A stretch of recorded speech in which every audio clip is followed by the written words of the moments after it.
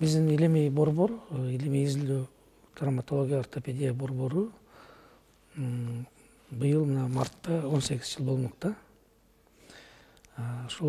Ушул аралыкта биз мындай бир чоң бир жетишкендиктерге жеттик. Дүйнөлүк аренага чыктык.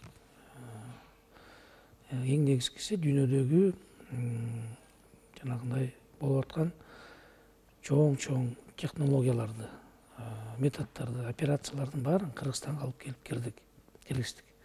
Кыргызстандын жарандары ошол Европанын жарандарындай эле, мисалы Россиянын жарандарындай эле ошондой деңгээлдеги дарыланууга толук укук алышты да. Ошол укукту биз алып келип бердик.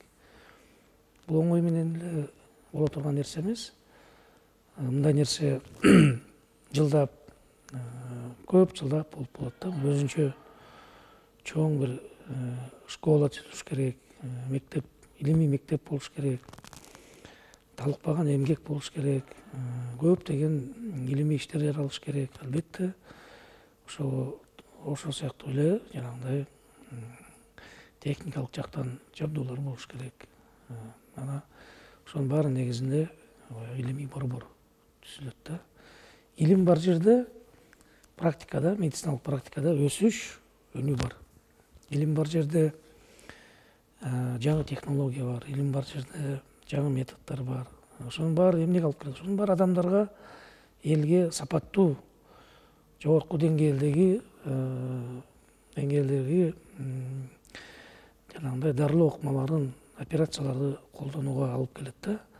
А илим жок жерде биз жөн эле бир карапайым бир ооруканага айланып калабыз да. Мисалы райондук деп коелу. Мына сиздерге менин окуучуларым келип иштеп атат. Насыр илимдин кандидаты менин окуучум. Ал өзү менен кошо дагы 3 бала алып келди. Үчөө тең менин аспиранттарым. Алар аспирантурада дагы окушуп атат. Көрдүңөрбү, илим бар жерде бул балдар кандай ошол травматология, ортопедияны ушу Таластын областында эле көтөрүп коюшту. Кандай бир чоң деңгээлге алып келип койду да, Бишкекке жакыныраак кылып.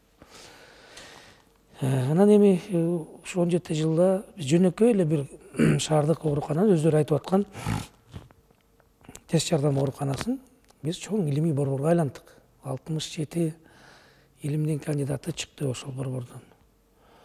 Бүгүнкү күндө 6-7 илимдин доктору, бир академик, бир член корреспондент академияда 40тан ашык илимдин кандидаттары иштейт.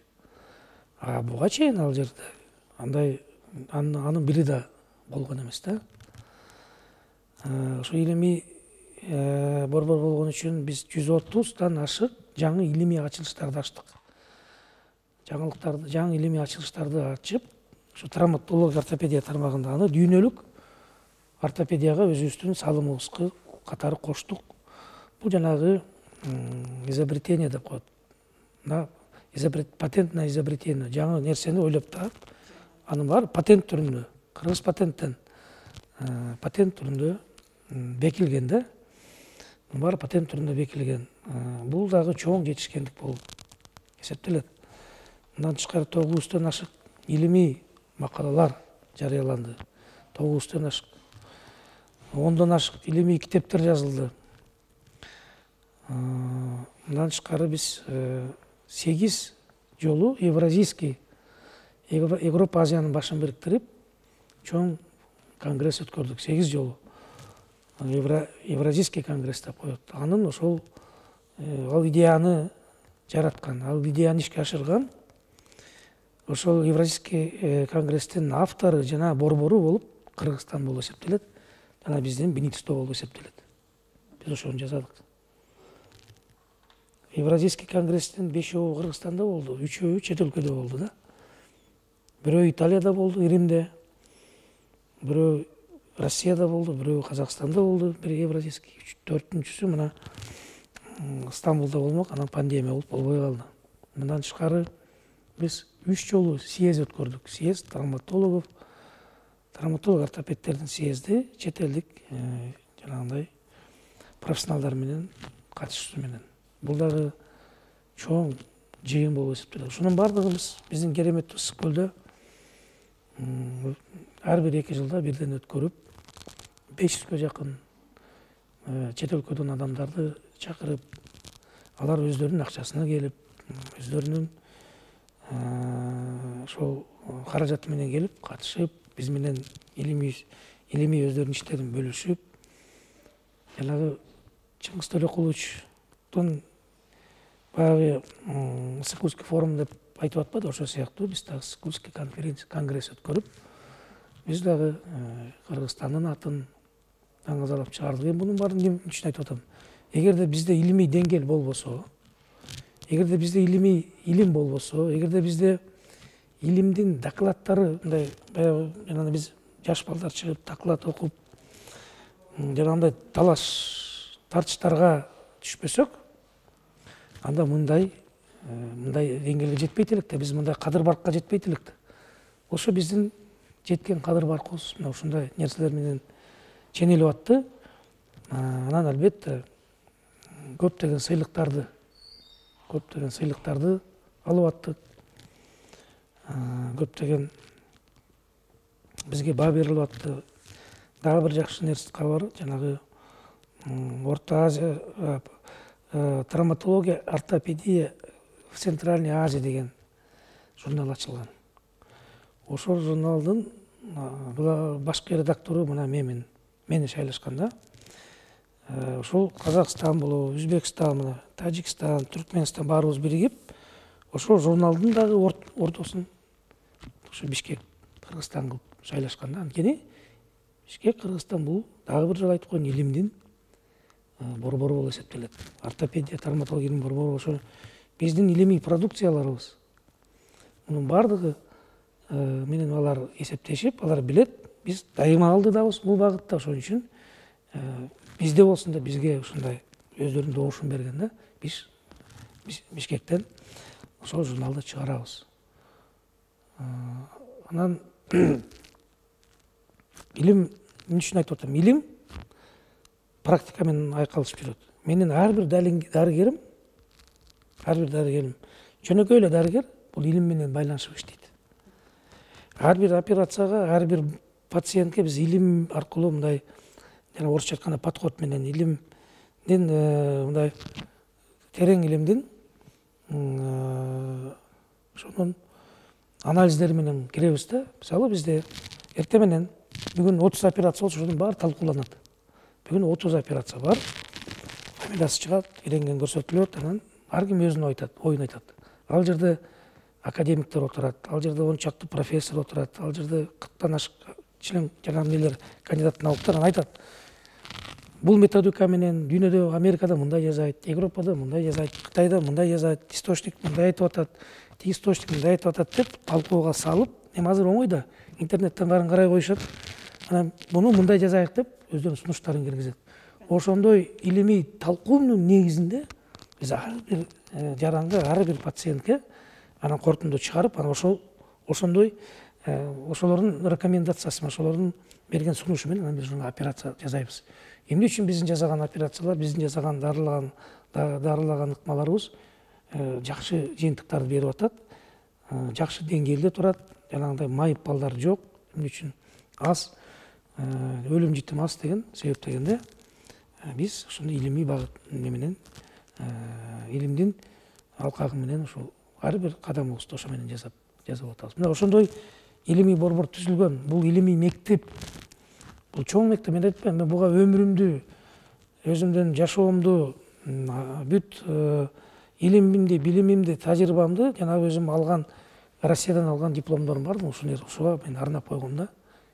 Ошон үчүн мен эмне үчүн күйүп атканымдын бир себеби, ушул нерсе жоюлуп кетсе, албетте биз жанагы алдыга кетпей, дагы бир 50 жылга артка кетебиз да. Травматология, ортопедиябызда мындай жүрөгүнүн ортосунан жарака кылып жарып аткан кези, биз чырылдап атканыбыздын себеби ошондон болот эсептелет. Анан экинчи, жана айтып атпайбы, импланттар сатылат экен, сатат экен, Жумабеков баарын кымбат кылат экен, анан доллар алат экен деп жанагы нелердин баарынан айтып атат да, жазып атат. Эми мунун баары жанагы трондору, алардын жанагы заказ фейктери, боттору баарын жазып атат, аны мен баарын билем. Элдин мээсин айлантып тескери кылып атат. Бизде мындай. Мисалы жылына 8.000 операция болот экен. 14.000 больнойду дарылайбыз. Ошонун 8.000 операция болот деп коёбу. Алардын баардыгы 17 бөлүмдө бөлүнгөн, 17 бөлүмдүн бөлүм башчылары бар. Ошолор өздөрү ар ким өзүнүн пациенттер менен, өзүнүн дарыгерлер менен ошол түшкөн бейтапты операция кылат. Сөөк сынганда эмне болот? Сөөк сынганда сынат да, эми аны бириктириш керек. Анын карматыш керек анын ичинен, сыртынан, ичинен темир менен. Темир тезектер, пластина, шуруп, же болбосо стержен, же аппарат коюлат. А булардын баары бизде чыкпайт. Бизде мунун баары чет өлкөдөн келет да. Бул нерсени мисалы Казакстанда, Россияда эки эле пример башкара албайм. Мамлекет 100% сатып берет. Өкмөттөн акча берилет. Ар бир жаранга жылына смета түзүлүп, ошол ооруканага Министерство здравоохранения аркылуу сатып берилет. А бизге эгемендүү жыл болгондон бери башында Керимкулов мэр болуп турган сатып берчи, кийин мына бир акыркы 20 жылда бул нерсе эч качан сатып берилбей калган, бир да тыйын бөлүнбөй калган, бербейт дагы да. Аны эсептеп көрдүм, больной келип жатты. Зарплатасын төлөйт, жатат. Анан операция кылыш керек. Операция кылып кескенден кийин темир коюш керек да. Темирди каяктан алабыз? Мына ошол нерсени ар бир заведующий өздөрүнүн врачтары менен өздөрү табат. Эми ар кандай фирмалар алып келет, инсандар алып келет ар кандай. Түндө алып келеби, күндүз алып келеби, ошо пациентке алып барып көрсөтүп, анан сатып берет. Же сатып алат, ошону анан кийин пациент жана пациентке дарыгерлер салат. Мына Таласта деле ошентип жасап атат. Ал жерде менин Жумабековдун эч тиешеси жок. Мен мисалы ал 5.000 болобу, 10.000 операция болобу, мен аларга кийлигише албайм. Анткени менин максатым ошол жаранга жакшынакай операция болуп, бутуна туруп, татынакай болуп үйүнө кетиш керек, батасын берип. Ал пациенттен бир дагы бизге жалоп түшпөш керек мага, же министерствого. А кандай жол менен таап атат? Алардын өзүнүн проблемасы да. Ошол бөлүм башчыларынын өздөрүнүн проблемасы. Ал меники эмес Жумабек. Себеп дегенде мен баардыгына антип аны кийлигише албайм. Жанагы азыр бөлүм башчылары дагы эмнеге чыгарып атат, өздөрүнүн ойлорун жазып азыр эмнеге чыгат, бүгүндөн баштап Фейсбуктарга чыгат, Инстаграмга чыгат, айтышат. Бул жерде Жумабековдун эч кандай тиешеси жок. Эми өкмөт бир тыйын бербесе, мисалы, мамлекет темир тезекти сатып бербесе, Минздрав, анан кийин анан кантип биз операция кылабыз? Эсептеп көрсөң, күнүнө 30-тан 50-ге чейин операция болот, бир жумада 150-ден 200-ге чейин операция болот, бир жумада операция. Анан аларды биз бир эле жума жасабай койсок, ойлосоң 200 операция бир жума жасалбай калса, 200 больной, анын эртесинде дагы 200 больной түшөт. Анда биз больнойлордун баары биринин үстүнө бири үйүлүп, четинен өлө бербейби, чирип. Биз андайлар жасап өкмөт бер же Минздрав бизге бер деп отура берсек. Биз антпей, ошол азыркы ситуациялардан чыгып, ошо операцияларды жасап, ооруларды бутуна тургузуп, дагы айтып атпаймынбы? Үйлөрүнө аман эсен кетирип, алардын батасын алып, рахматын айтып, бизге кетип атат да.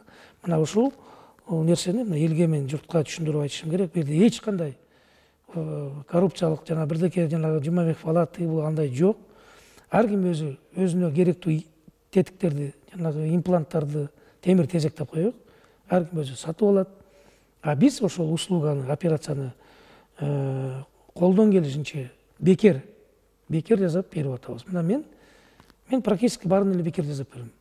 Только единственное запчастарды ар ким өзү сатып алат. Эми жанагы тизе муундар, жамбаштар, бул өтө кымбат турат.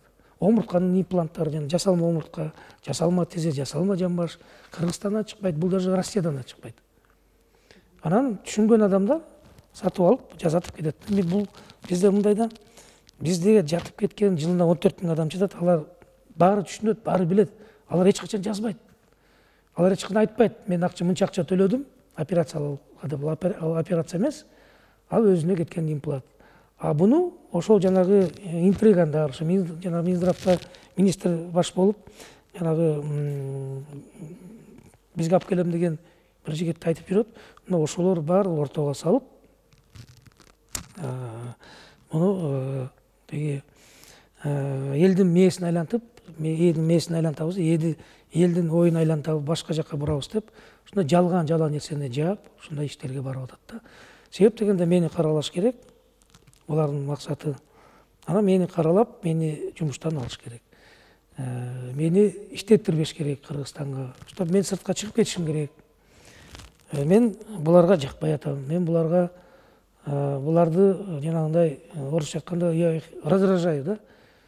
Баягы жанагы министрдин, азыркы министрибиздин жүрөгүн аябай мен күйдүрүп атам.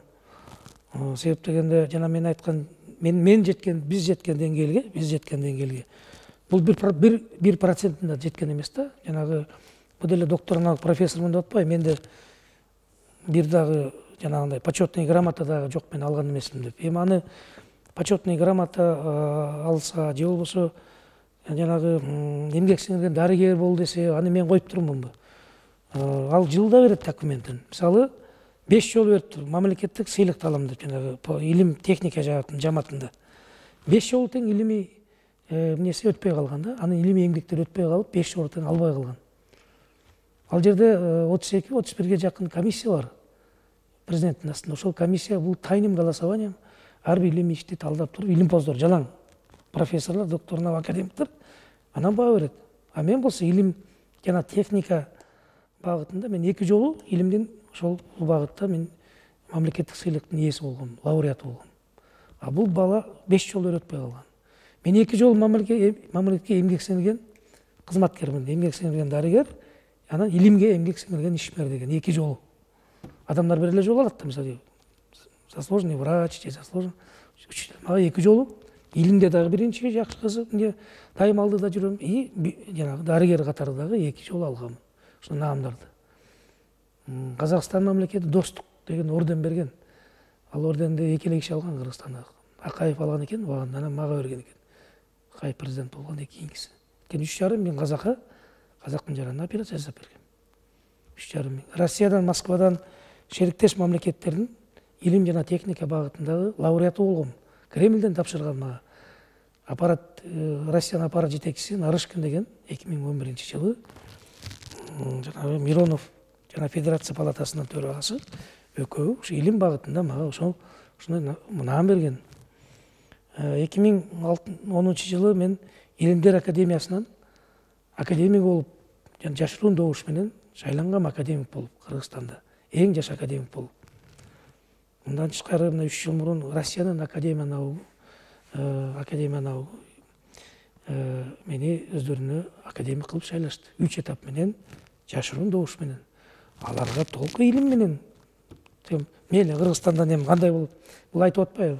Баарын алды, бардыгына жеттем, жетишет деп көрдүңөрбү?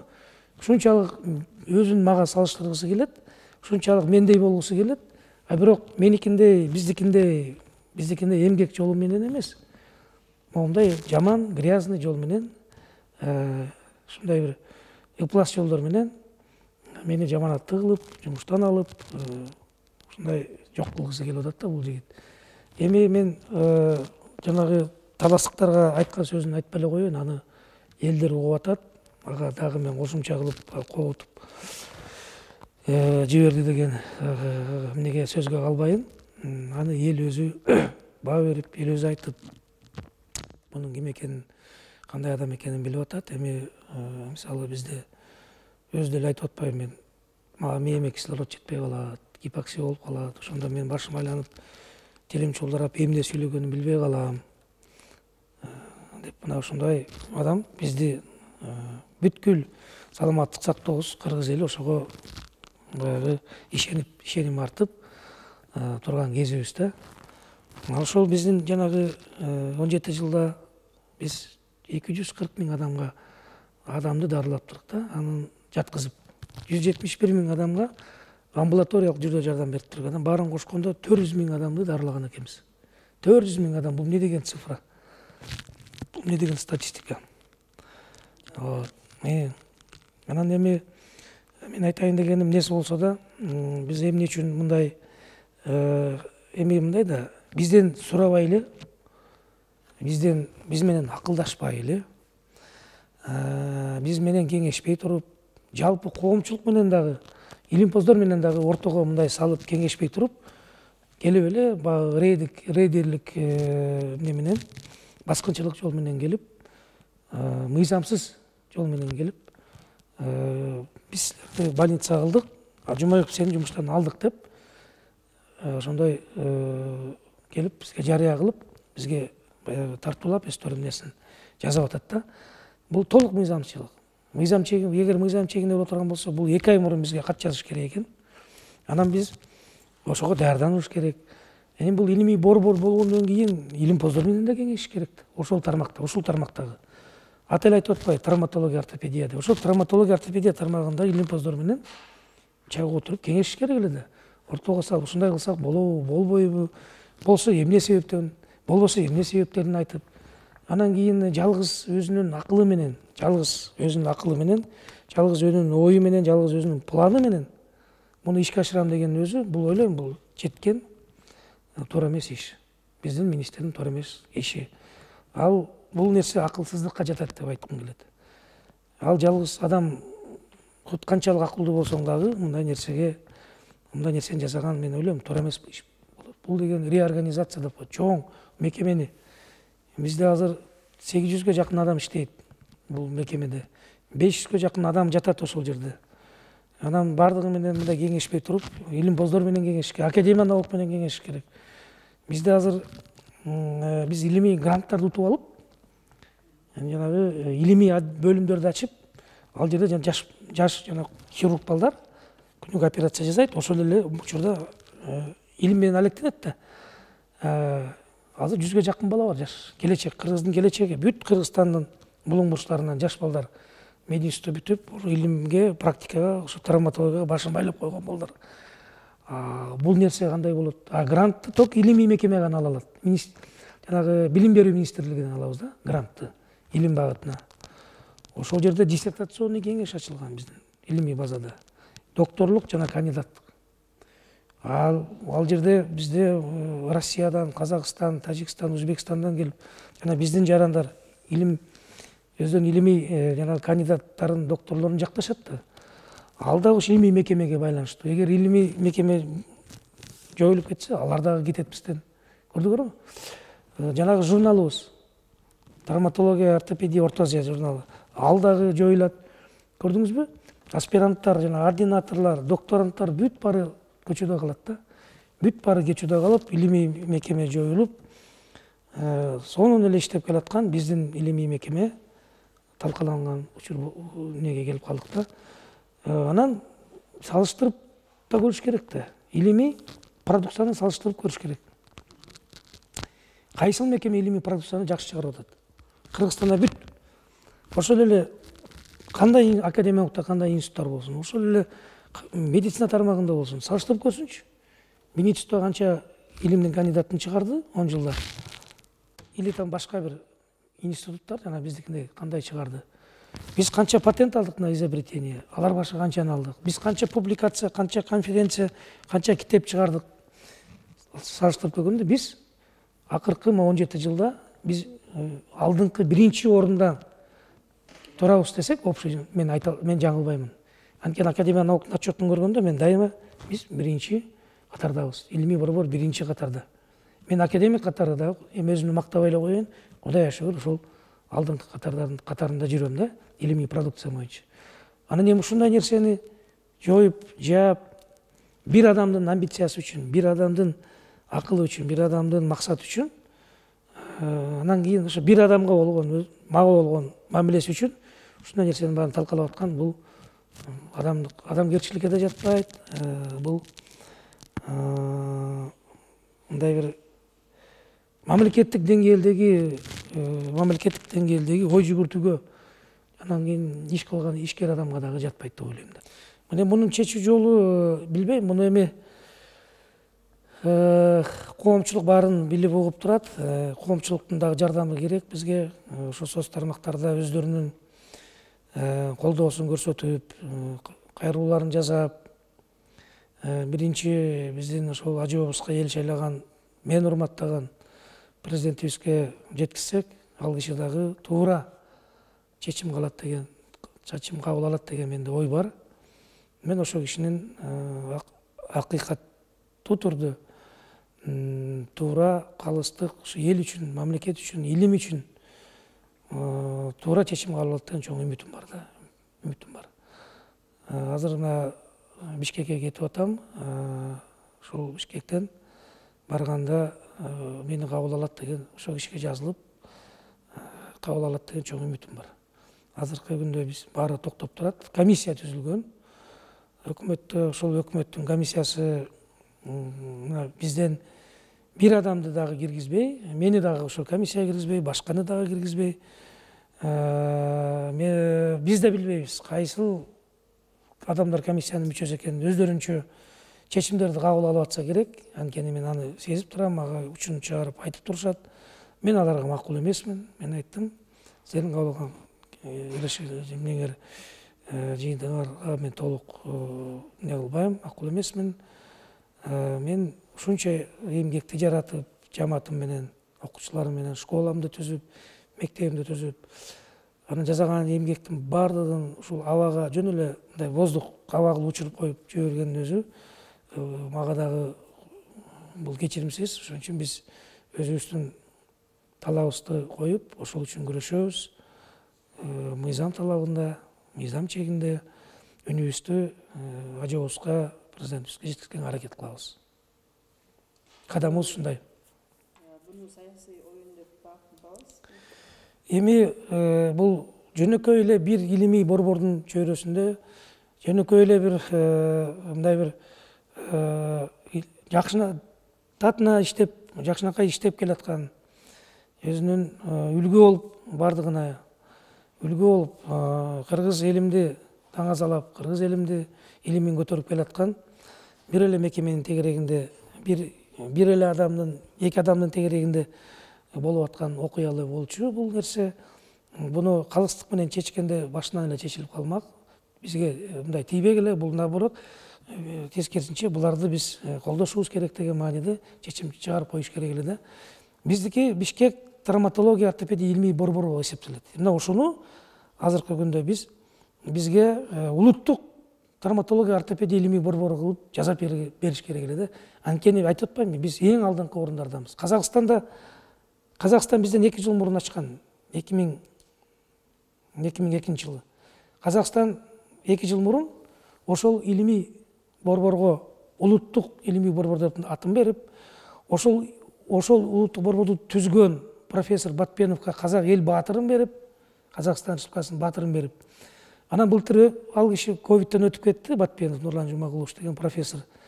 Ага өлгөндөн кийин академик деген наам берип, өлгөндөн кийин ошол улуттук борбордун атын беришти. Баатыр деген наам берди. Мына биздики кандай кылып атат?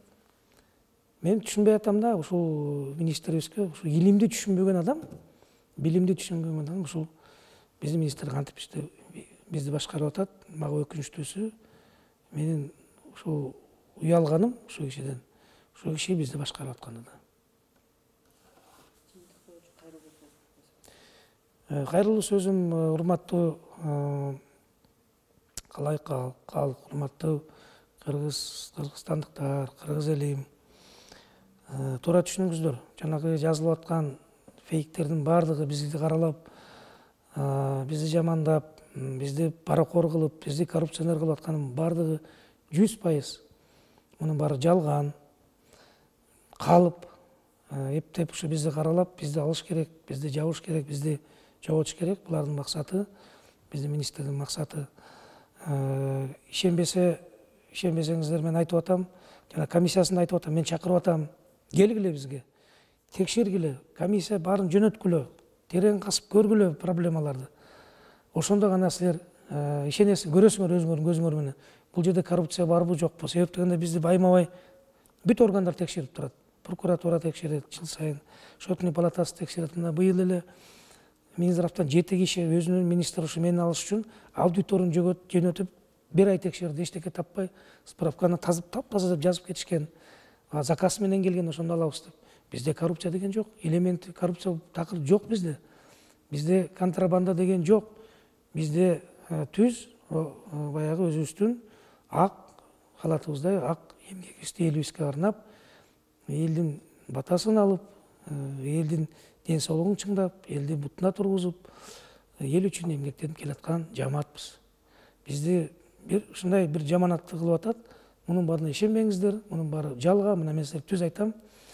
Ак ийилет, бирок сынбайт. Эгер мени алып койгон күндө дагы качандыр бир жылдар өтүп менин айткан сөздөрүмдүн баардыгы, биздин жасаган эмгегибиздин баардыгы ак таза болуп чыга келет. Убагында Исаконович Акынбаевди мына жүрөккө биринчи жасаган операция Кыргызстанда. Ал кишини Алмак Турсун 2 жыл түрмөгө камап да койгон. Мына азыр көрүп атасыздар, ал киши кандай бийик даражаларга аны өлгөндөн кийин баалап батыр деген наам берип, медицина академиянын наам берип атат. Ошондой эле Разаковду эмне кылган убагында, ошондой эле Доромбек Садырбаевди эмне кылган убагында. Мен эми аларга өзүмдү теңегим келбейт. Алар чоң улуу инсандар. Чыңгыз Айтматовду тирүү кезинде эмне кылдык эле? Сонун иштеп аткан Люксембургтан, этиги Брюсселден жумуштан алып, Кыргызстанга келип ооруп, ошонун айынан мына каза болуп кетти, туурабы? Бул пендечилик, бул ошол адам болгондон кийин жаныңда ушундай жакшы иштеп, жакшы жүргөн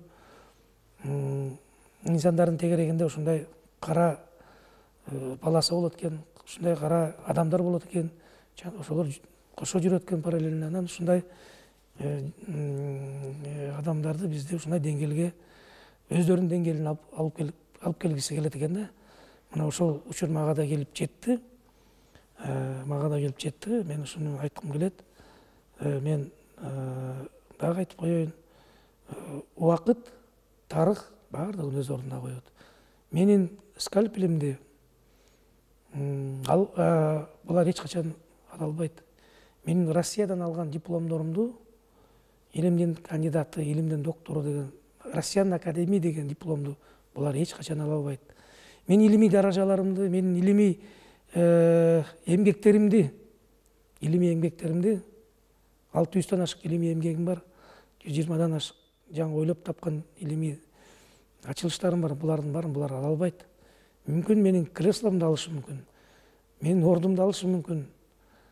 Бирок дагы айтып коеюн, менин скальпелимди булар эч качан ала албайт.